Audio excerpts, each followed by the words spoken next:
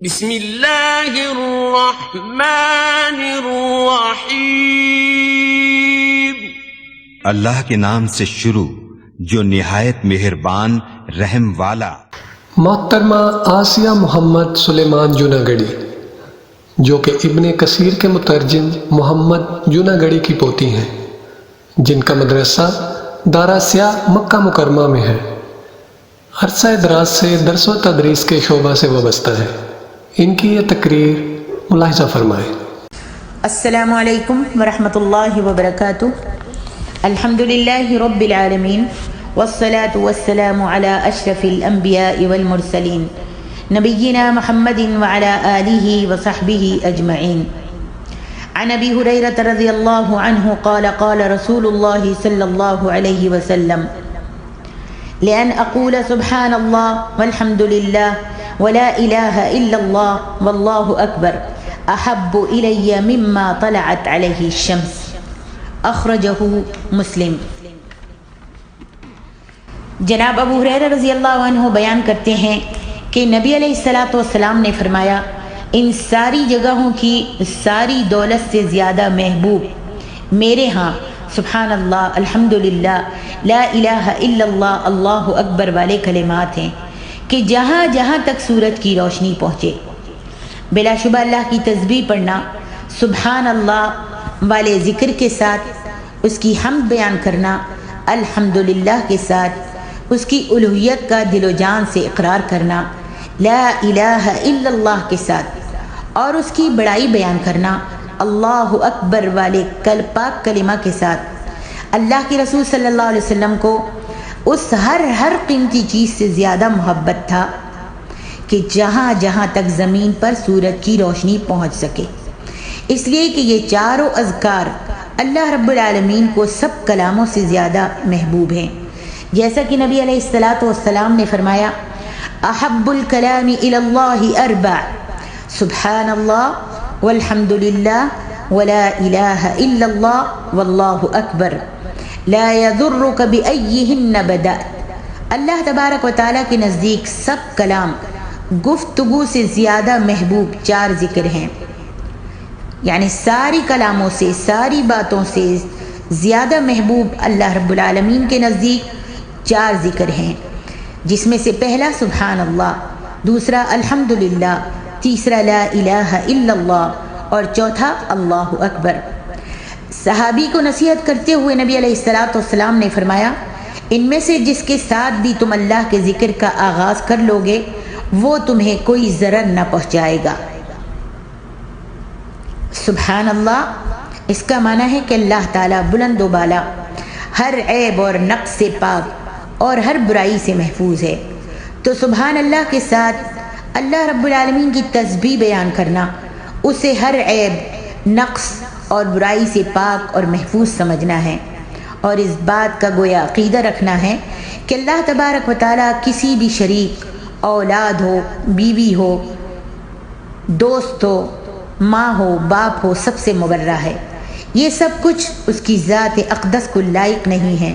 اس سبحان اللہ کے اقرار سے مطلقاً تمام نقائص سے اس ذات باری تعالیٰ کا پاک ہونے اور مطلق طور پر تمام حدود سے مبرہ ہونے والا عقیدہ راسخ ہوتا ہے۔ یہ اللہ تبارک و تعالیٰ کا بہت ہی عظیم ذکر ہے کہ جو اس کی ذات مقدس کے علاوہ کسی کے لیے لائق نہیں۔ الحمدللہ، حمد کی معنی مکمل تعریف کے ہوتے ہیں، چنانچہ اللہ سبحانہ و تعالیٰ حمد کے مکمل معنی کے ساتھ اس کا حقدار ہے کہ حمد صرف اسی کی جائے، کسی اور کی نہیں، جبکہ اس کی حمد کے لیے اس کے بہت ہی اچھے نام اور اس کی نہایت بلند و بالا صفات قرآن و سنت میں موجود ہیں۔ نبی علیہ الصلاۃ والسلام فرماتے ہیں، ما انعم اللہ علی عبد نعمتا فقال الحمد للہ الا كان الذي اعطاه افضل مما اخذ۔ صحیح سنن ابن ماجہ۔ اللہ رب العالمین جب اپنے کسی بندے کو کوئی نعمت عطا فرمائے اور وہ کہے الحمدللہ، تو اس شکر ادا کرنے والی یہ توفیق اس سے کہیں زیادہ افضل ہوگی جو اس نے اپنے رب سے حاصل کیا ہے۔ جناب عبداللہ بن عباس رضی اللہ عنہما فرماتے ہیں الحمدللہ، اللہ کا شکر بھی ہے اور اس کی نعمت و ہدایت کا اقرار بھی کہ یہ سب کچھ اسی کی عطا کردہ ہیں۔ اور نبی علیہ السلام نے فرمایا ہے افضل الدعاء الحمدللہ، سب سے زیادہ فضیلت والی دعا جو ہے وہ الحمدللہ ہے۔ صحیح سنن الترمذی قال رسول اللہ صلی اللہ علیہ وسلم الطہور شطر الایمان والحمد للہ تملأ المیزان وسبحان اللہ والحمد للہ تملأان او تملأ ما بین السماوات والارض، اخرجہ مسلم۔ نبی علیہ السلام نے فرمایا طہارت آدھی ایمان کے برابر ہے اور الحمدللہ ترازو کو بھر دے گا، یعنی اس کا ثواب عظیم اس قدر ہے، اس کا ثواب عظیم اس قدر ہے کہ اعمال تولنے کا ترازو اس کے اجر سے بھر جائے گا۔ جو الحمدللہ کہتا ہے اس کا ترازو اس کے اجر سے بھر جائے گا، اور سبحان اللہ اور الحمدللہ آسمانوں اور زمین کے درمیان والے خلا کو بھر دیتے ہیں۔ بعض علماء سلف کا کہنا ہے کہ اگر ان دونوں کلمات طیبہ کے ثواب کو ایک وجود یعنی اگر جسم بنا دیا جائے، جسم کر دیا جائے، تو یہ آسمان و زمین کے درمیانی خلا کو پر کر دے۔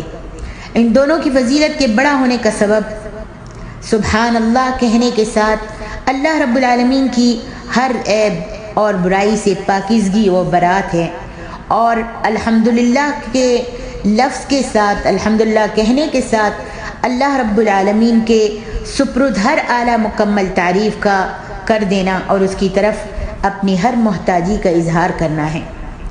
لا الہ الا اللہ، اس کلمہ طیبہ کا معنی ہے کہ اللہ بزرگ و برتر کے سوا کوئی معبود برحق نہیں ہے۔ یہ کلمہ توحید ارکان اسلام میں سے رکن اول اور افضل الذکر ہے۔ نبی علیہ السلام کا فرمان گرامی ہے افضل الذکر لا الہ الا اللہ، سارے ذکر سے افضل ترین کلمہ طیبہ لا الہ الا اللہ ہے۔ دیکھیے صحیح سنن الترمذی، علماء سلف نے اس کا مفہوم بیان کرتے ہوئے فرمایا ہے اس کلمہ طیبہ میں دو خاصیتیں پائی جاتی ہیں۔ نمبر ایک، اس کلمہ مبارک کے تمام حروف جوفی حروف ہیں، اور یہ وہ حروف ہوتے ہیں کہ جن کا مخرج حلق کے کسی حصے کے بجائے نیچے دل والے حصے میں ہوتا ہے۔ ان میں سے کوئی ایک حرف بھی شفوی نہیں ہے کہ جن کا مخرج شفتین ہو، یعنی جو دونوں ہونٹوں کو ملا کر ادا کیے جائیں، جیسے کہ با، فا اور میم ہے۔ چنانچہ لا الہ الا اللہ کے حروف کی دل والے حصے سے ادائیگی میں اس بات کی طرف ایک لطیف اشارہ ہے کہ اس کلمہ طیبہ کا تعلق دل سے ہوتا ہے، اور ہونا بھی چاہیے، نہ کہ ہونٹوں اور زبان سے۔ نمبر دو، کلمہ طیبہ لا الہ الا اللہ کے تمام حروف نقطوں سے خالی ہیں، نہ لا الہ میں لا میں نقطہ ہے، نہ الہ میں نقطہ ہے، الا اللہ میں بھی کوئی نقطہ نہیں ہے، نقطوں سے خالی ہیں تمام حروف، جس میں اس بات کا ایک دقیق و لطیف نقطہ یہ پایا جاتا ہے کہ اللہ ذوالجلال والاکرام کے سوا ہر معبود کی عبادت چھوڑ دینی چاہیے۔ یعنی اس کلمہ مبارک کے مکمل حصے میں نہ کہیں اوپر کوئی نقطہ ہے، نقطہ اس کا حصہ ہے، نہ درمیان میں کوئی نقطہ ہے، اور نہ کہیں نیچے۔ اسی طرح اس معبود برحق کی عبادت و الوہیت میں نہ کوئی جزوی حصے دار ہے، نہ کلی، نہ وجودی، نہ ظلی، نہ شہودی، نہ اصلی اور نہ ہی نقلی۔ یہ کلمہ طیبہ نفی اور اثبات دونوں کا اظہار ہے، یعنی لا الہ میں اللہ ذوالجلال والاکرام کے سوا ہر کسی کی الوہیت کا انکار نفی ہے، اور الا اللہ میں صرف اور صرف ایک اللہ جل جلالہ کی الوہیت کا اثبات ہے۔ اللہ والے کلمہ حصر کے ساتھ الا اللہ ان تمام چیزوں، وجودوں، شہودوں اور موجودوں کی نفی کر دیتا ہے کہ جن کی اللہ سبحانہ و تعالیٰ کے سوا یا اس کے ساتھ ساتھ ان کی بھی عبادت و پوجا کی جا رہی ہو، جن کی بھی عبادت تو پوجا کی جا رہی ہو۔ اور یہ الا اللہ الا اللہ والا کلمہ مبارکہ عبادت و پوجا کو صرف ایک اللہ وحدہ لا شریک لہ کے لیے ثابت کر دیتا ہے کہ جو اپنی ذات اقدس کے لیے ہر قسم کی عبادت کا مستحق ہے۔ علماء نے عبادت کی 4 اقسام بیان کی ہیں۔ نمبر 1 قلبی عبادات، نمبر 2 لسانی عبادات، نمبر 3 جسمانی عبادات اور نمبر 4 مالی عبادات۔ اللہ تبارک و تعالیٰ نے تمام عبادات اپنے لیے ہی مخصوص کرنے کا حکم فرمایا ہے۔ سورۃ الانعام میں اللہ رب العالمین فرماتے ہیں، میرے نبی کہہ دیجئے قل ان صلاتی ونسکی ومحیای ومماتی للہ رب العالمین لا شریک لہ وبذلک امرت وانا اول المسلمین۔ کہہ دیجئے میری نماز، میری تمام عبادات، میری قربانی، میری نذر، میری منت، میری زندگی اور میری موت ایک اللہ رب العالمین کے لیے ہیں جس کا کوئی شریک نہیں۔ مجھے اسی بات کا حکم دیا ہے کہ میں سب سے اول فرما بردار مطیع مسلمان ہوں۔ اس لیے اس کلمہ طیبہ لا الہ الا اللہ کے اقراری کے لیے لازم ہے کہ وہ بالفعل بھی تمام معبودوں حتیٰ کہ اپنے نفس کی پوجا اور نفسانی خواہشات کی پیروی سے بھی مکمل بیزاری کا اظہار کرے۔ جیسے اسے زبان سے الفاظ کی ادائیگی کے ساتھ ان کی نفی کر دی ہے، لا الہ کے ساتھ زبان سے الفاظ کی ادائیگی کے ساتھ اس کی نفی کر دی ہے، اور یہ کہ وہ بالفعل اللہ عز و جل کی ہی عبادت و پوجا کے اسبات کا ثبوت پیش کرے جیسے اس نے زبانی اس کا اقرار کیا ہے۔ اس لیے کہ اس کلمہ مبارکہ کا ہدف صرف زبانی اقرار نہیں ہے بلکہ ان معانی کے اصل مفہوم کی بالفعل تحقیق ہے۔ یہ کلمہ طیبہ اہل اسلام کا شعار اور ان کا کھلم کھلا موضوع ہے کہ وہ دعوت بھی اسی کی ہی دیتے ہیں۔ اسی کلمے کے ساتھ بندہ اپنی بندگی کو زبان کے اقرار، دل کے خضوع اور رب تعالیٰ کی بزرگی بیان کرتے ہوئے اپنے خالق اللہ تبارک و تعالیٰ کے لیے واجب کرتا ہے۔ اسی کلمہ مبارکہ کے ساتھ کو مضبوطی سے تھامنے والے نفس سے انسانی روشن اور بڑے بڑے امور کی طرف مائل ہوتا ہے۔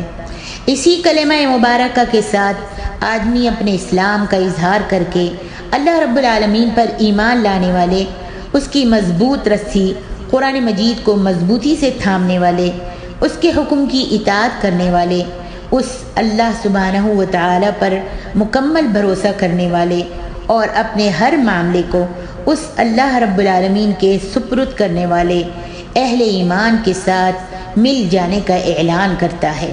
اللہ اکبر۔ اس کلمہ مبارک کا معنی ہے اللہ اکبر۔ اس کلمہ مبارک کا معنی ہے کہ اللہ تعالیٰ ہر چیز سے بڑا ہے۔ علماء نے اس کلمے کے معنی میں کہا ہے کہ یہ کلمہ عربوں کے ہاں تعظیم و اجلال بیان کرنے کے لیے سب سے زیادہ بلیغ ہے۔ اللہ اکبر۔ اللہ اکبر میں اکبر صفت ہے اللہ کی، یعنی اللہ ذوالجلال والاکرام ہر چیز سے بڑا ہے۔ شاعر کہتا ہے رأیت اللہ اکبر کل شیء محاولۃ واکثرهم جنودا۔ رأیت اللہ اکبر کل شیء محاولۃ واکثرهم جنودا۔ میں نے اس بات کو بذریعہ علم جان لیا کہ اللہ تبارک و تعالی تدبیر کرنے میں ہر چیز سے بڑا اور ہر طرح کے لشکروں میں اپنے علاوہ سب سے زیادہ کثرت رکھنے والا ہے۔ سبحان اللہ۔ نبی علیہ السلام جب نماز کے لیے کھڑے ہوتے تھے تو اس کی ابتدا اللہ اکبر سے کرتے تھے۔ جناب عمر ابن خطاب رضی اللہ عنہ فرماتے ہیں بندے کا اللہ اکبر کہنا دنیا و ما فیہا سے بہتر ہے۔